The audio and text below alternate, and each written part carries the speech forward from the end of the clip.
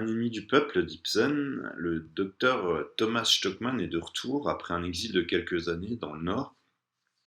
dans sa petite ville natale en Norvège, où viennent de s'ouvrir, il y a de cela 2 saisons, un établissement thermal, enfin des bains,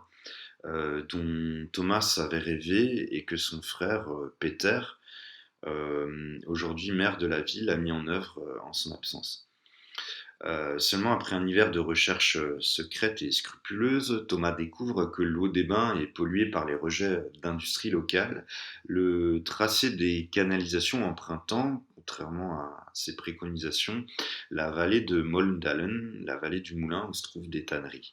Alors Thomas improvise alors lanceur d'alerte, soutenu par Le Messager du Peuple, un journal libéral de gauche, d'opposition, mais aussi par l'association des petits propriétaires immobiliers qui voient dans cette découverte la possibilité de renverser le pouvoir municipal en place, détenu par de vieilles familles aristocratiques contre lesquelles ils entretiennent une haine séculaire. Alors Thomas se retrouve donc soutenu par cette majorité compacte qui fait bloc et qui retournera sa veste en bloc quand elle prendra la mesure du coût des travaux nécessaires pour remédier à cette pollution et de la longue période de fermeture que ces travaux occasionneraient et de la publicité désastreuse pour la ville qui l'accompagne. Thomas se retrouvera donc seul contre son frère, seul contre tous,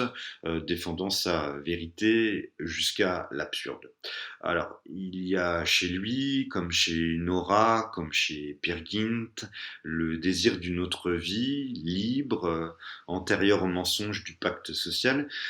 mais pour Ibsen, le désir de vérité est toujours un petit peu suspect et la trajectoire de son héros, obsédé par sa liberté mais incapable de voir qu'on le manipule, est court-circuitée par des débordements pulsionnels, par un appétit de soi, un inquiétant bonheur d'être un héros de la bonne cause, un martyr de la bonne cause, qui tire aussi la pièce vers la farce.